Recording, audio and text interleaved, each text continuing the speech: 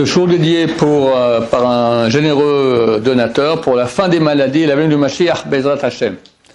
Alors on continue nos cours sur Kibud Avem, cette mission super importante de honorer son père et sa mère. Nous sommes maintenant occupés à tous les lois d'honneur et père, d'honneur de père et mère post-mortem, une fois qu'ils sont décédés. Un des deux ou les deux, Chas Shalom, d'accord, ça arrive normalement. Alors il faut savoir un peu qu'est-ce qu'il faut faire. Un mort, avant de l'enterrer, on lui fait la tahara. Qu'est-ce que la tahara? On le lave. On lave l'extérieur, on lave l'intérieur aussi. On fait passer de l'eau, comme ça pour que les intestins, tout ça, l'intestin part. L'enfant ne peut pas être présent lors de la tahara. C'est pas Kavod qui voie ses parents nus. D'accord? Donc, même si lui, il est un grand spécialiste en tahara, il fait de la tahara à tous les gens, à ses parents, il ne fera pas. Il y a une chose super importante de dire le Kaddish pour ses parents. Il faut le dire la première année tous les jours, et après au moins l'anniversaire du décès chaque année. Et celui qui ne fait pas cela, alors il fait un grand zizoul, un grand dénigrement de l'honneur de ses parents. Le Kaddish sert d'un côté à sortir de l'enfer, et si même pas sortir, alléger, faire monter, plus on est bas dans l'enfer, plus il fait chaud. Plus on monte, moins il fait chaud. Et ça sert aussi après de faire monter de monde en monde au paradis. Si les parents, pour des raisons X, Y, Z, ce sont des grands et religieux, qu'est-ce que j'en sais, le père se convertit à l'islam et la mère à la chrétienté, et ils ont ordonné à ses enfants de ne pas dire Kaddish, on ne les écoute pas. Parce que quand ils arrivent au Lamaba, ils comprennent très bien à quel point la chrétienté et l'islam, c'est un mensonge, et ils comprennent à quel point le Kaddish est important pour eux. Donc il n'y a pas de mitzvah d'écouter les parents dans des choses qui sont contraires à ce que dit la Torah, même si c'est pour leur bien et qu'eux ne veulent pas de cela, on le fait quand même. S'il y a plusieurs personnes qui disent le Kaddish, alors on le dit. Je sais pas, on va laisser une personne le dire plus fort, et nous on dira moins fort, mais pas que personne nous entende. C'est bien qu'il y ait quand même 3-4 personnes autour de nous qui nous entendent dire le Kaddish. Bien qu'il n'y a pas 10 personnes, et que tout le kahal, le public répond au 1 qui fait très fort. Nous, on dit avec lui un peu à voix basse, mais il faut quand même que les gens à côté de nous, au moins 3-4, entendent le Kaddish que nous disons. Si quelqu'un arrive, hélas, en retard à la prière, et il en peut un psuké des Imra, donc Ant Baruch Shamar Ishtabar, et on arrive au Kaddish Yatom. Kaddish Yatom, je rappelle, c'est le Kaddish qu'il y a avant Alun Shabeach. D'accord? Un autre minyan, peut-être qu'il y a un autre minyan qui va commencer, maintenant un minyan qui est en train de finir, d'accord? Alors il peut s'arrêter, bien qu'on ne s'arrête pas pour parler dans Psuké des Imra, pas comme je vois des gens qui des fois ils font la bracha ou ils discutent, je suis retourné, je n'arrive pas à comprendre comment ils font une chose pareille. On ne parle pas des Baruch Shamar, on ne parle pas, d'accord? Moi, des fois, j'amène un café quand à la synagogue, là, pour boire le café du matin. Et des fois, tellement d'élèves que je dois aller chercher dans leur chambre et dans leur lit, comme ça, j'oublie de faire la bracha sur le café, je commence Baruch Shamar.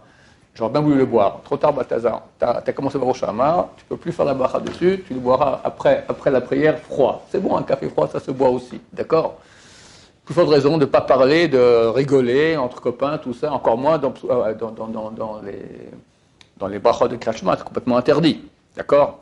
Mais là, pour dire Kaddish, si c'est pour les parents, Kaddish Yatom, c'est permis, même dans Psuké des Imra. Il y a quelques différences entre le Kaddish, les Ashkenazim et les Sfaradim. La partie la plus significative, c'est que nous, on dit Yatzmar Pourkane, Vikarev Meshiche. Maintenant, les Ashkenaz, Sfard, ça veut dire Hasidim, c'est l'élève du Baal Shem Tov, eux, ils vont d'après la Kabbalah, et c'est comme nous. D'accord, nous, on va d'après la Kabbalah. Toute notre façon de faire la prière, ça provient de Rabbeinu Hari. Rabbeinu Hari, il a dit qu'il y a 12 portails dans le ciel, et chaque communauté qui a une certaine façon de prier, ça marche dans un des portails et pas dans les autres. Sa façon à lui qu'il a donnée, elle passe partout. C'est la façon des Sfaradim, ça passe partout. Alors, une partie des Ashkenazim qui ont adopté la Chassidut, eux, ils font aussi comme ça, et ça passe partout pour eux aussi. Et eux, ils disent dans le Kaddish, Yatzmar Pourkane, Vayatzmar Pourkane, Vikarev Meshiche. Maintenant, les Ashkenazim litaïm, lituaniens, eux ne disent pas ça. Donc, quand on est dans une synagogue lituanienne et on fait le Kaddish, alors on le dit quand même, on va plus vite pour être avec eux. D'accord? Donc, il faut faire vite. Même des fois, ils sont gentils, ils s'arrêtent, ils attendent que tu dises ces 4 mots, et après, ils continuent avec toi. D'accord? Il y a une autre partie aussi, c'est dans Yeshama, Rabba, Minshmaya, on rajoute encore, on fait un peu différemment qu'eux. Là, c'est pas important. On peut faire comme eux complètement et pas faire comme les. Ça, c'est déjà des rajouts. Tout ce qui est après, le 5e Amen du Kaddish, celui qu'on dit après Be'alma, ce sont des rajouts. C'est important quand même. Mais si on a changé dans le Noussar, dans la façon de dire, c'est pas grave. Par contre, dans la première partie, c'est important de dire, comme nous disons, c'est beaucoup mieux. Durant l'année de deuil, le Alechem, c'est conseillé que chaque Shabbat, le fils monte maftir. Maftir, c'est pas mashlim. Mashlim, c'est le 7e, c'est bien parce qu'il y a un kaddish, c'est pas mal. Mais mieux que cela, bien qu'il n'y ait pas de kaddish, c'est le maftir. Maftir, c'est on lit au moins les 3 derniers versets de la paracha, et après on fait la haftara. C'est écrit que ça fait beaucoup de bien à l'âme du défunt. Donc le maftir, c'est bien, durant la première année, de le dire quand les 30 premiers jours, on monte tous les Shabbatot si possible. Après, si on peut plus pendant toute l'année, c'est encore mieux. Sinon, essayez au moins la veille du 11e mois, donc on compte 11 mois depuis le décès, et la veille du 12e mois, l'anniversaire du décès, d'accord? Là aussi, on monte maftir.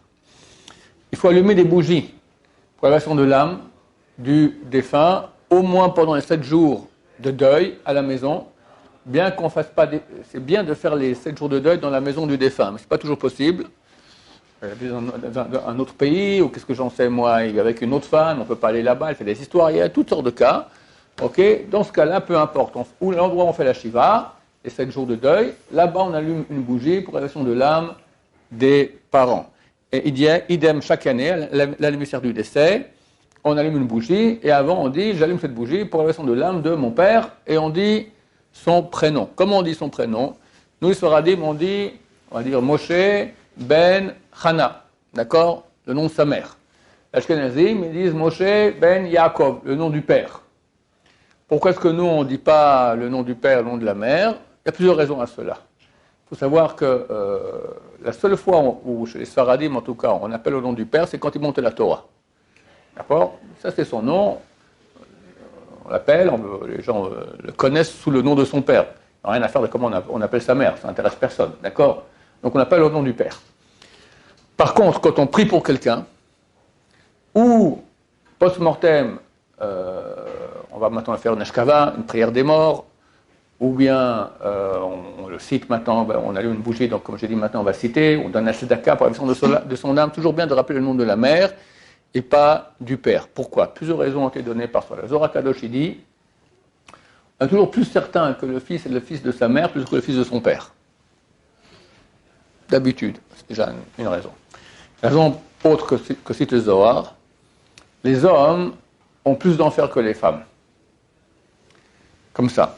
La vérité, ça dépend. S'ils ont étudié beaucoup de Torah, ils ne vont pas en enfer. Parce que la Torah, elle fait une bulle autour de la personne. Après la mort, elle ne peut pas rentrer en enfer. Mais il devra réparer ses péchés d'autres façons. Il y a d'autres purgatoires, dont le Gilgul. C'est que les femmes viennent beaucoup moins en Gilgul parce qu'elles vont en enfer. Les hommes, par leur étude de Torah, ça empêche qu'ils aillent en enfer, donc ils reviennent en Gilgul.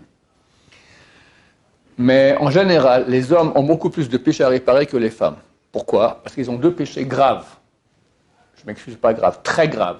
Non, je m'excuse, très très grave. Je peux continuer comme ça, qui font extrêmement souvent, que les femmes ne font pas.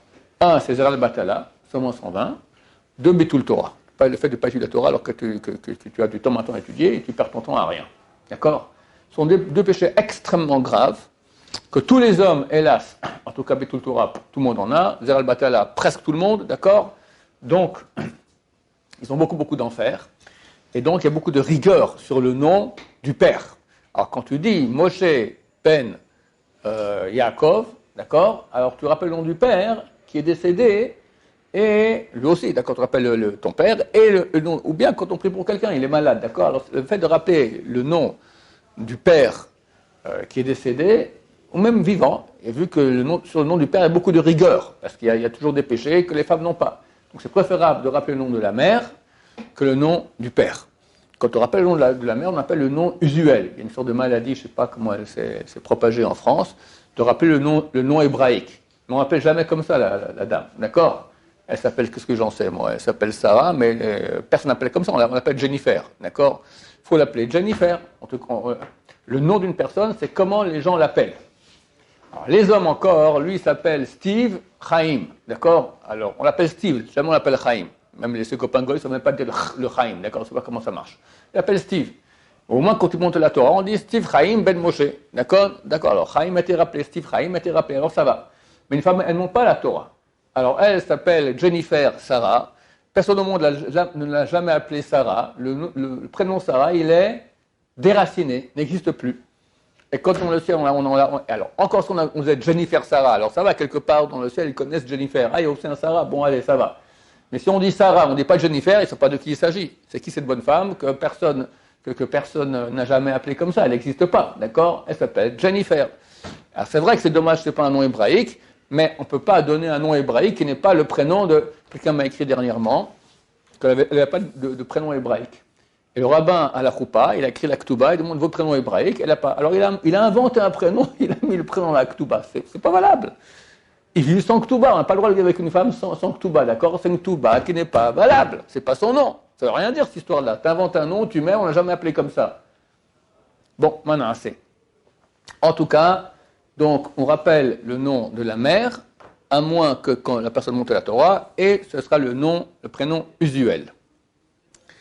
On allume aussi, la coutume est d'allumer aussi des bougies pour l'élévation de l'âme des parents, la veille de Yom Kippour. Avant de la synagogue de Yom Kippour, on allume les bougies qui resteront allumées pendant Kippour. Il y a une prière des morts, Ashkava, d'accord? On l'a fait tous les 7 jours de deuil. Après, on l'a fait tous les Shabbats des 12 mois de deuil. Et ensuite, tous les jours de l'anniversaire du décès, chaque année. On peut le dire aussi autre fois que cela. Il y en a qui déconseillent. Ils disent que le mort il est à sa place tranquille. Quand tu fais cette prière-là, ça chamboule un peu. Marloquet. Il y en a qui disent que oui, il y en a qui disent que non. Dans cette prière-là qu'on fait pour les morts, et en fait, il y a deux versions. Il y a une longue qui commence par les mots Menucha Nechona. Menucha Nechona, un bon repos, Tachat Knafei Ashrina, sous les ailes de la Shrina. C'est une longue prière. Rabbeinu Hari se moquait de ceux qui faisaient cela. Ils disent qu'elle ne sert absolument à rien, cette prière, et des fois même, au contraire, le type, parce que dans cette prière, on dit des compliments extraordinaires sur la personne, on le prend dans le ciel, on dit, ah, dis-moi, on raconte des histoires sur toi, hein, que tu étais un tzaddik, que tu étais un machin, alors qu'on sait très bien qui tu étais, allez, zip, repars quelques jours en enfer pour réparer ça. C'est exclu. Il faut jamais, il faut faire attention. Enfin, cette prière-là, en tout cas, il y a un danger. On fait par contre la prière qui est beaucoup plus courte, etc. Ça dure 20 secondes, et ça c'est la prière que conseille Rabbeinu Hari, donc le grand innovateur de la Kabbalah des 500 dernières années. De même, en passant, c'est à voir aussi, très souvent les enfants veulent faire honneur aux parents, et ils mettent sur la tombe quelques inscriptions honorifiques sur les parents. Notre mère qui était une sadeket, qui faisait du chesed énorme, notre père qui était un tamil chacham, gentil. Jamais. Il ne faut pas faire ça. C'est écrit qu'on punit la personne pour cela dans le ciel. Parce qu'évidemment, d'habitude on met un peu plus que ce qu'il était, sadeket. Pour être sadeket, il faut être sadeket, d'accord? Elle parlait la shonara, elle était casse-pied avec son mari, qu'est-ce que j'en sais? Ça arrive de temps en temps. Sadeket, c'est pas encore sadeket. Donc si on dit, dis-moi, on raconte des histoires sur toi, sur sa tombe, tout le monde peut le voir. Allez hop, en enfer pour ces affaires-là. Donc le mieux, c'est rien écrire. La seule chose, enfin on écrit le nom, etc. La date, c'est tout. Et la date juive, pas la date goy. Ce qu'on peut, oui, écrire, et c'est conseillé de le faire aussi, c'est qu'il y a eu de la souffrance. Le type, il a souffert terriblement, il y a eu des maladies graves, des choses comme ça. Ça, on peut dire aussi, les souris. Parce que la souffrance, c'est un très, très, très grand mérite. Ça, on peut l'écrire, et c'est vrai, quand c'est vrai. Tout le reste, on ne met pas. Même les grands rabbins, le mieux, c'est rien écrire. On lui rend service comme cela. Oui. C'est comme les photos, on a dit que c'était interdit. Les photos, c'est une coutume goy. Effectivement, nous on ne le fait pas. C'est une coutume goy. On ne le fait pas. Idem. Il y en a qui mettent des photos sur les tombes. Ah ouais, sur les tombes, il y en a qui mettent des photos, ouais. Ou idem aussi les couronnes de fleurs, d'accord? C'est une coutume goy. On ne fait pas ça. Qu'est-ce qu'ils sont fous, le mort qu'on met des fleurs sur sa tombe? Quoi qu'il va aller mieux à cause de ça. D'accord? C'est des bêtises et ce n'est pas notre coutume de faire cela. Je comprends, d'abord, on met les pierres. La pierre, quand on va prier, on met une pierre pour que l'âme du défunt vienne et puisse se poser sur la pierre. C'est une sorte de trône pour l'âme qui vient.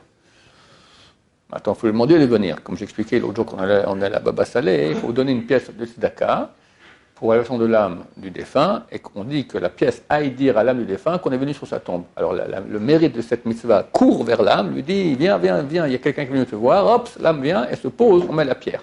C'est pour ça qu'il est important d'enlever la pierre quand on part. D'accord? Pour pas que l'âme elle reste bloquée quelque part sur le trône, et oh, j'aimerais bien repartir là-haut, et elle reste bloquée sur la pierre. Dès qu'on voit des pierres dans... Tu peux enlever. Ouais. Ouais, il y en a qui... Bon, moi je les laisse, je ne vais pas me casser la tête avec peut-être des gens, ils ne vont pas comprendre, mais il y a des rabbanim, des mekoubalés, des gens qui savent bien, ils ont enlevé toutes les pierres. D'accord? Il est bien de donner la tzedaka pour l'élévation de l'âme des parents, au moins durant toute la première année. La tzedaka, c'est un mérite énorme, moins qu'étude de Torah. Il n'y a rien qui fait plus d'élévation d'âme aux défunts que l'étude de Torah.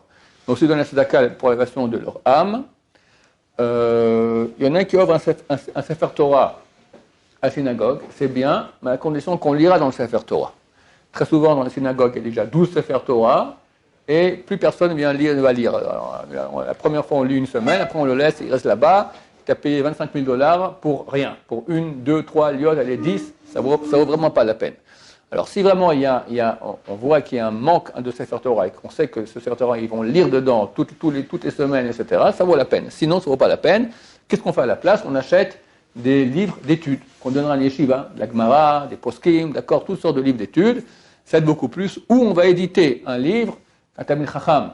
Un vrai Talmid Chacham a écrit un livre maintenant, et il veut éditer son livre, alors on l'édite, ça fait certainement plus d'effet que le Sefer Torah, parce que la plus grande mitzvah qui fait le plus d'élévation d'âme aux défunts, c'est l'étude de Torah. Comme l'étude de Torah pour nous, c'est la plus grande mitzvah qu'il y a, de même aussi pour le défunt. Il faut payer les dettes de ses parents. Ton père a emprunté de l'argent, ou qu'est-ce que j'en sais moi, pour x, y, z raison, il a des dettes. Si tu as les moyens, alors il faut que tu payes avec ton argent les dettes de ton père, parce que pour lui, dans le ciel, c'est aussi une dette. D'accord? C'est un problème. Quand une histoire, une fois qu'un monsieur est décédé, et il vient en rêve à son fils, et il voit sa tombe, et il voit sa tête sur une bougie comme ça, et en train de pleurer. Il n'arrive pas à comprendre. Et ce rêve revient souvent, il ne comprend pas. Pour finir, il est parti au cimetière, sur la tombe, tout ça, il essaie de voir qu'est-ce qui se passe. Du coup, il voit le responsable du cimetière, dit, vous savez, il y a mon père qui est derrière, il y a eu un problème. Bah oui, bien sûr. Lors de l'enterrement, j'ai vendu des bougies comme ça, et ils m'ont dit qu'ils me paieraient, ils m'ont toujours pas payé. Le père dans le ciel, il ne pouvait pas arriver à sa place au Gan Eden parce qu'il y avait une dette qu'on a fait pour lui, d'accord, et qui n'avait pas été payée. Maintenant, tout ça, c'est à condition que le fils a de l'argent. S'il n'a pas d'argent, lui-même, il arrive à peine finir son mois. On peut lui dire, maintenant, on va payer les dettes de mon père. Mon père, il avait de l'argent, on peut lui dire, tu as hérité maintenant, l'argent de l'héritage, paye les dettes. Mais s'il n'y a ni héritage, il n'y a que des dettes en héritage, et l'enfant lui-même n'a pas les moyens de payer cela, on ne va pas l'obliger à payer les dettes de son père. Néanmoins, s'il peut faire, c'est certain que c'est conseillé, même le faire échelonné sur 20-30 ans, pour rendre service à son père qui a des problèmes. C'est affreux de revenir de quelqu'un qui a volé une prouta ça vaut 5 centimes, je ne me trompe pas, plus maintenant avec le roi Besson, on a 12 centimes d'euros, d'accord, pour revenir en Gilgoul pour payer ça, c'est très très dommage. Donc mieux vaut tout payer, toutes nos dettes, jamais voler, faire en sorte qu'on ne doit rien à personne au niveau financier, parce qu'il faut revenir en Gilgoul pour payer cela. Baruch Adonai, l'olam, amen v'amen.